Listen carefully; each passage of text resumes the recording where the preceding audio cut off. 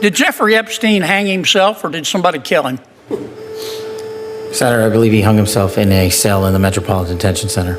Are you going to release all the information about that? Senator, we are working through that right now with the Department of Justice. When do you think you'll have it done? The atmosphere in the hearing room thickened the moment Senator John Kennedy leaned into his microphone, fixing Kash Patel with his trademark deceptively folksy stare before springing an inescapable rhetorical trap. Stripping away the usual bureaucratic pleasantries, Kennedy zeroed in on the darkest lingering mystery of the modern American justice system, demanding to know point blank whether Patel believed someone killed Jeffrey Epstein. Let's check it out. Mr. Director, worry not. We'll make sure your agency is adequately funded. This judge you arrested in Wisconsin, she was breaking federal law, wasn't she? Yes, that's why we arrested her. She was helping an illegal immigrant escape being taken into custody. Is that right? Yes, and the field agents decided to open the case, work the case. And as Americans, do we get to pick and choose which laws we want to follow? We do not. If you're a state court judge, do you get to decide you don't want to follow federal law? No. And if you violate federal law, you get arrested, don't you? Yes, Senator. That's called equal treatment under the law, isn't it? Yes, Senator. You remember Lisa Page and Peter Strzok, don't you? Yes, Senator. Mr. Strzok worked for the FBI. Mr. Strzok worked for the FBI. I think Ms. Page worked for Justice. The Inspector General found in its investigation that they hated President Trump and they really wanted Secretary Clinton to win. Is that true? That's correct, sir. And this would be the same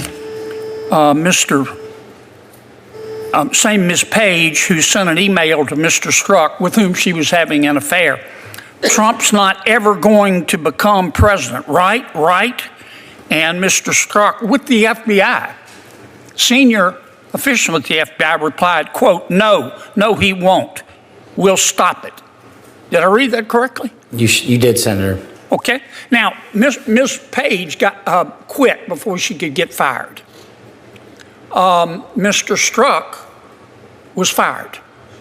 And predictably, they filed a lawsuit because in Washington, it's easier to divorce your spouse than it is to fire a federal employee. Why did the FBI give Mr. Strzok $1.2 million and Ms. Page $800,000 to settle a lawsuit?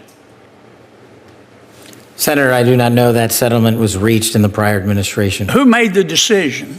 The prior Department of Justice. Who in the prior Department of Justice? The settlement for that kind of case can only come from the Attorney General, which would be Attorney General Merrick Garland. So the Attorney General decided to give Mr. Strzok $1.2 million and Ms. Page $800,000 after they were fired after actively interfering in the 2016 election. Is that right? My understanding is that was a settlement they agreed to. Pass me the sick bucket, please. The Hunter Biden laptop.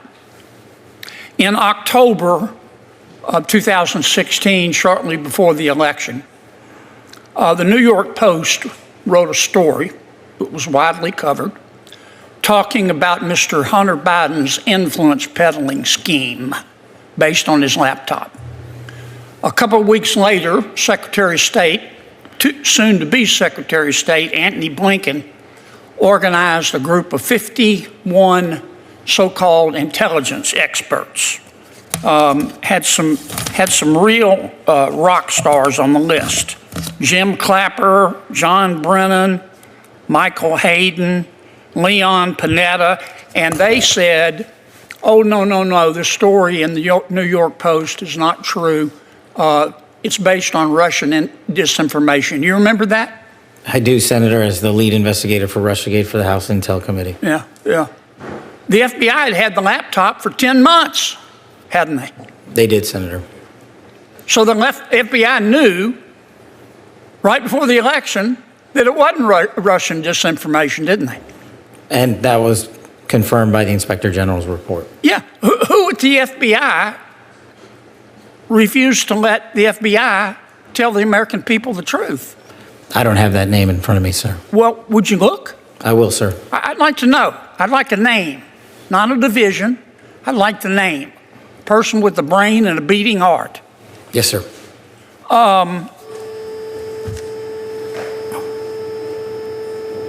Did Jeffrey Epstein hang himself or did somebody kill him? Senator, I believe he hung himself in a cell in the Metropolitan Detention Center. Are you going to release all the information about that? Senator, we are working through that right now with the Department of Justice. When do you think you'll have it done, Kash? I think in the near future, sir. Like before I die? Senator, we've been working on that, and we're doing it in a way that protects victims and also doesn't put out into the ether information that is irrelevant for production to the public, such as CSAM. Thank you, Mr. Chairman. Senator Reid. Thank you very much, Mr. Chairman. Thank you, Director. As you're well aware, DOJ. The recent arrest of a Wisconsin judge for harboring an illegal immigrant exposes a glaring double standard in American justice. It serves as a stark local reminder of a harsh reality. While federal law supposedly spares no one, the promise of equal treatment shatters the second it collides with Washington's bureaucratic elite. This deep-seated institutional distrust took center stage during a grueling tribunal, with Kennedy firing point-blank questions into the murky circumstances surrounding Jeffrey Epstein's demise. In response, Patel stonewalled. He rigidly defended the official narrative that the disgraced financier hanged himself, all while dangling a slow, protracted effort to declassify the files. It is a classic bureaucratic slow walk that leaves a deeply cynical electorate asking one lingering question: is the blindfold of justice truly impartial, or is it simply tied tight enough to hide the machinations of the powerful? Kennedy didn't just expose the two-tiered system that has long infuriated conservatives. He delivered a direct warning shot to the establishment.